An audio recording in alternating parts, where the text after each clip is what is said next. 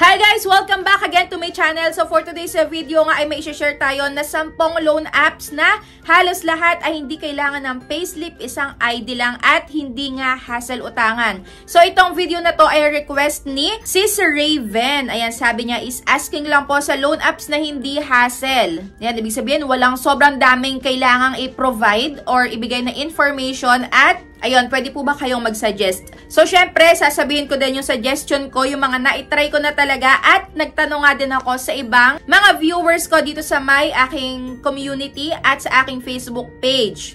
Kaya kung nangangailangan nga kayo ng mauutangan is, pwede nyo din tong i-consider. At legit nga din na may installments dito, halos lahat pala installments at kaunti nga lang talaga ang sasagutan. So, ayun, huwag na nating patagalin pa, umpisahan na natin.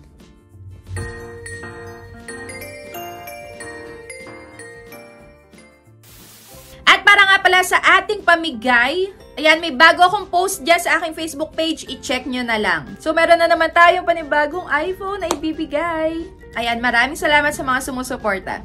So, ang sasabihin nga natin yung top 10 hanggang sa may last yung top 1 na super duper legit. Ayan, wala akong masabi talaga. So, unahin na nga natin yung top 10, yung pang top 10 natin. So, ito ay ang, ayan, Fido PH or Fido PH. Pero ayun nga, may 4.7 na ratings at na-try ko na din to. Pwede nyo panoorin yung video ko dyan. And na-suggest nga to nung nag-comment dito sa aking community na ayan, wala nga daw hassle dito sa may paglo-loan sa may Fido PH. Ayan, zero collateral. At in 3 minutes lang, malalaman mo na kung ikaw ba ay approve or hindi. So, nagpapaloan to ng, ayan, for first timer, 1,000 up to 50,000 pesos pagka ikaw ay super tagal na sa kanila. And yung loan term is 61 up to 360 days. Pero ito, pagka talagang repeat borrower ka na at hindi ka nagpapalit ng bayad sa kanila, na may repayment installment naman na 1 to 12 terms. And dito, hindi na nga kailangan ng payslip, basta mayroon kang isang ID, ay pwede ka na nitong pautangin. So, 18 years old pataas. Pero, I suggest na pagka ikaw ay medyo bata pa, 18 years old, wag ka munang mag-try sa mga ganitong ola dahil napakahirap magbayad pagka, ayan, sobrang lakas ng ulan. Sana hindi nyo ganong naririnig. So, yun, napakahirap magbayad pagka malapit na due date mo tapos wala ka pang hawak na pambayad. So, syempre, i-share ko naman yung mga positive review ng mga nakapag-try na. At sabi dito, for my first time to apply, it is a very reliable and you will get the exact amount. Ayan, walang bawas and payable for 6 terms. So, yun, no advance charges, no hidden fees, easy to apply at legit Ola. And next, it's fast and easy approval, but my first credit limit is low. So, yun, dito sa may nakapag-try na to, 3,000 pesos yung kanyang first na credit limit. So, ayun, hoping na mas tumaas pa daw soon. Pero hindi nga lahat is gusto itong si Fido PH. Kagaya na to. So, nagbayad daw sila ng advance. Pero, ayun, hindi na sila maka-reload. So, ito yung pinaka-negative side. And halos lahat, ito yung mga nakikita ko na, ayan, in short, mga na-experience nila. Pagka nag-advance ka daw sa kanila, is possible na hindi ka na nila pa-reloanin. So, pero ayun, all in all, kaunti lang yung mga sinasagutan at hindi na nga din kailangan ng payslip. Ayan, just one valid ID and you're good to go. So, pag na-try nyo na yung Fido PH, comment down below. At next na nga natin, pang top 9, ay ayan, sinuggest nga din nung isang nag-comment at ito ay ang Happy Cash. Ayan, easy and happy loan under Yishan Lending. And may 4.8 na ratings currently. So, ayan. SEC registered and yung pinapaloan is up to 25,000 pesos. Nagawan ko na nga din pala ito na review. Ayan, pwedeng-pwede nyo yung panoorin para sa lahat ng mga sasagutan para magka-idea kayo bago kayo mag-try. So, dito, yung pinakaunang pwede sa yung ipa-loan is 2,000 hanggang 25,000 pesos nga. 0% processing fee and 1 valid ID nga lang. So, last year lang tong lumabas yung Happy Cash na to. And ito yung ilan sa mga positive reviews. So, sabi dito, marerecommend daw niya sa mga, ayan, naghahanap ng mauutangan. And yung interest rate daw is maliit lang. And may longer repayment period.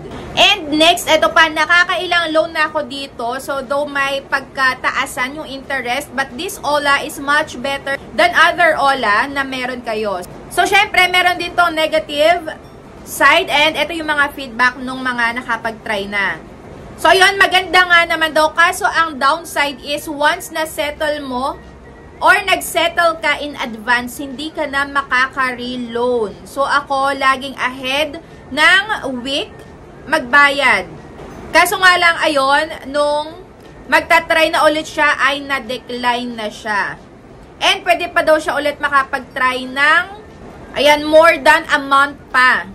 So, yung best advice niya is huwag kayong mag-a-advance ng pagbabayad. Kung kailan yung due date nyo, yun talaga yung day na dapat bayaran nyo. So, ayun, kung na-try nyo na din sa Happy Cash, comment down below. And next naman, ang ating pang top 8. So, ang pang top 8 natin ay si Mabilis Cash. Ayan, under Mali Lending Corporation. So, nagawa ko na nga din pala to ng review. Pwede nyo dyan panoorin sa aking YouTube channel. So, dito pwede na daw magpa-loan ng up to 90,000 pesos pag sobrang tagal ka na naglo-loan sa kanila at wala kang palya and wala kang bad record sa kanila. So, ito, February 2023 pa.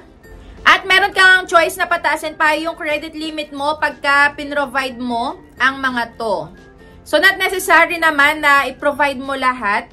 Dahil kung sapat ka na dyan, okay ka na dyan sa may credit limit mo, no need na gawin ito. So, ako personally, okay naman ako dito sa may Mabilis Cash dahil mabilis talaga siyang mag-disburse same day. Ayan, ma-aprobahan ka talaga at wala nang sobrang dami din dito ang sinasagutan. So, ang loan term is 91 up to 180 days. At ito naman yung ilan sa mga positive feedback ng mga nakapag-try na. So, ayan, no hidden fees. At yung starting credit niya is 1,000 pesos. Ayan, mababa, pero better than any other loan app. So, mas gusto daw niya to. And, ayan, marerecommend nga daw niya. And next, the best, and so far, this is really the best service among all the cash loans I have tried. So, ayan, mabilis daw siyang naaprubahan. Yun nga lang, yung interest ay medyo mataas. Syempre, pagka mas malaki yung kinuha mo na amount at mas matagal, ay malaki talaga yung interest na mapapatong dyan. Pero, at least, reliable naman daw siya tuwing emergency cases. And, syempre, meron din tong negative side. At eto nga yung ilan sa mga nakita ko. Paid early in full to avail new loan, but so, nag-decrease naman yung kanyang credit limit from 40K to 1K. Kaya yon, medyo na-disappoint siya dito. Lesson learned, huwag magbabayad ng sobrang aga para hindi magaya sa ganito. At ang next naman natin ay si One Hand. Ayan, kung na-try nyo na si One Hand, ay comment down below din. So, dito, pwede mong ma-receive sa my Gcash mo yung ilo-loan mo at pwede mo ring bayaran sa my Gcash. Dahil yun naman yung madalas gamit na gamit. And currently, ay may 4.4 na ratings to. Madadownload din sa my Play Store and App Store. At pwede kang pahiramin ng up to 25,000 pesos. So, ito na-try ko na din. Nagawan ko na din to ng video. Yun nga lang, nagka-problema ako dahil nawala yung phone ko at yung SIM na gamit ko is nakalagay doon. So, ayun, kinontak ko at so sad hindi na naibalik yung account ko at ayun, nung nag-try ulit ako is na-reject na, nakakaloka. Pero, yung unang try ko talaga doon is super ang bilis lang. At yung repayment terms nga dito is 3 months, up to 3 months. At may 0.49% nga na interest daily. So, para sa akin, okay naman ako dito sa may One Hand. So, kayo, comment down below kung okay din ba sa inyo. So, for example nga, ayan, 2,000 pesos for 1 month ang madadagdag is 298 pesos. So, ito yung ilan sa mga positive feedback ng mga nakapag-try na. Ayan. So, grabe, nag-apply ako last night. Approve agad, napakabilis. So, mabilis nga naman talaga. And at first, thought this is a scam but, ayan, was wrong. Fast and easy daw. At syempre, meron din namang, ayan, negative din na feedback.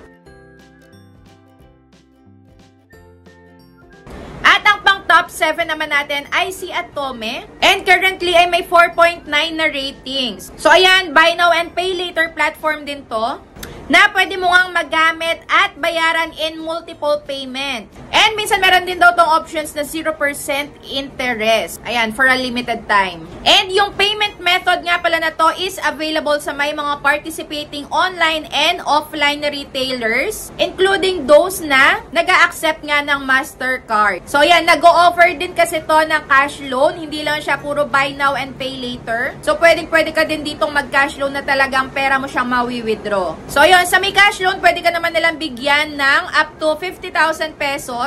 And pwede ka nga din dito makakuha ng Atome card.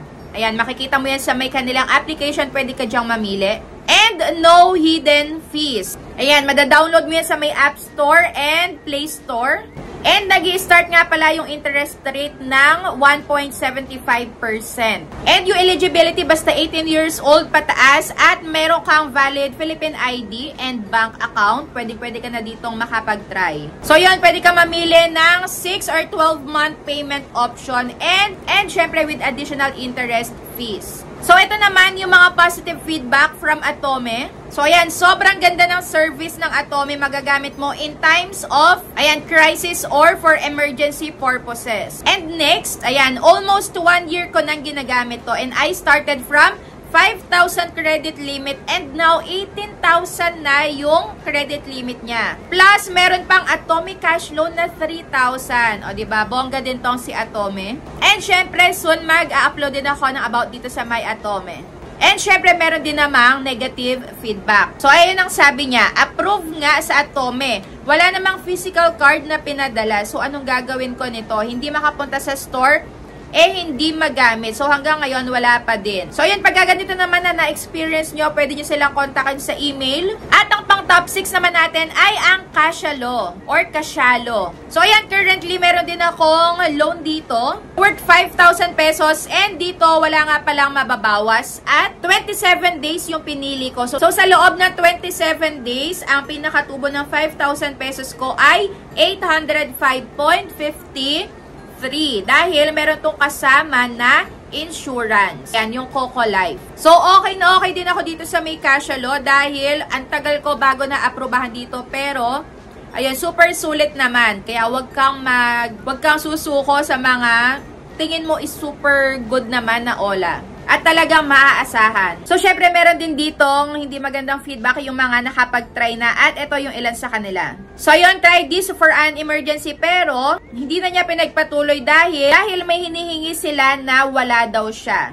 So, yun, feeling ko hindi na pinagpatuloy pero naka-receive daw siya ng maraming ang text. So, yun, iba-iba talaga yung mga agent at ayun, may iba mababait at meron din namang iba talagang ginagawa lahat para mapagbayad yung nangutang. At ang next na nga natin ay ang Tala na ayan, buo pa ding matatanggap at hanggang ngayon ay may pinamimigay pa din silang reward na pagka-share mo yung link mo sa iba mong kaibigan or kakilala na nanghingingan ng tulong sa'yo at wala kang maibigay na tulong, pwede mo i-share yung link sa kanila at pagka nabayaran nila yon is meron kang ma-receive at mababawas yun sa may niloan mo sa kanila. So, yun, pag laloanin ka na, ang ganda pa ng terms, tapos ang generous pa, may bibigay pa sila sa'yo na reward. Kaya, ayun, okay na okay ako dito sa My Tala. And eto nga pala yung kauna-unahan kong loan app na na-try. Ayun, meron lang kayo ditong sasagutan na mga 5 tanong bago kayo makapag-reloan ulit. Ay, mabilis nga lang ding madi-disburse yung ilo-loan mo sa kanila. So, ayan, minuto lang, hindi naaabutin ng oras. Mare-receive mo na agad sa my GCash account mo. So, ito nga yung sample ng loan ko sa kanila and currently, meron nga din akong loan. Ayan, for 6,000 pesos, ang madadagdag is 599. And dito kasi, nasa sayo kung gaano kalaki na daily interest ang madadagdag. Depende sa may haba ng araw na pipiliin mo. Dahil dito, pwede ka ngang magbayad ng up to 61 days. So, dati 1 month lang sila, pero ngayon, haba, naging 61 days na. Kaya okay na okay pa din ako dito sa My Tala. At ayun, okay din yung mga agents. So, meron nga lang pala tong processing fee na 3.99%. And ang next na natin ay ang G-Loan. Yan, isa pa sa super gamit na gamit.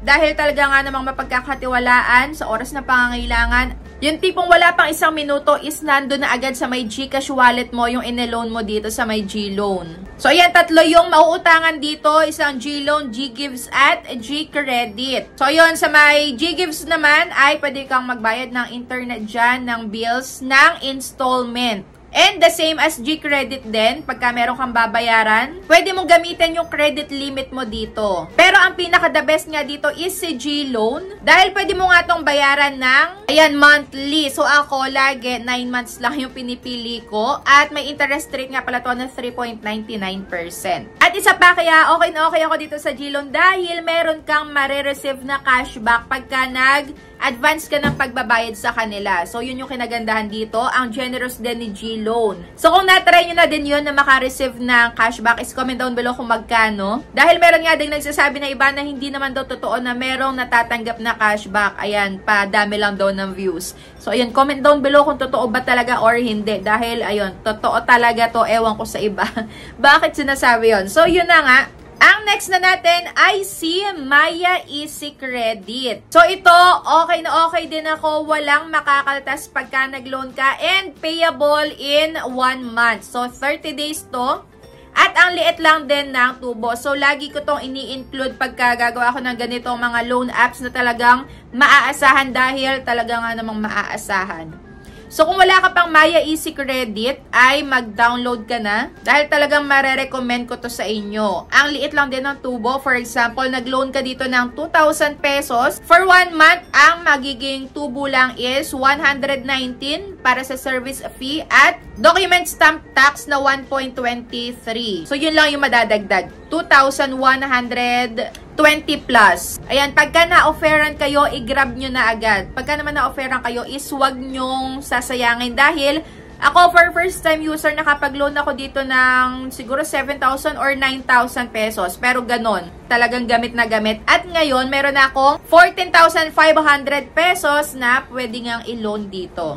Wala nga din ditong sobrang daming tumatawag. Sa Tala, wala din sobrang dami. Basta masagot mo yung isang tawag nila is okay na. Ayan, hindi ka dito mapopost online.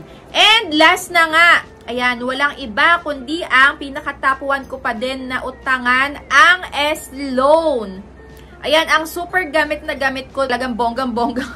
Eto, dito ako tumatakbo pagka merong bigla ang bayarin. Tapos online, walang laman yung aking GCash.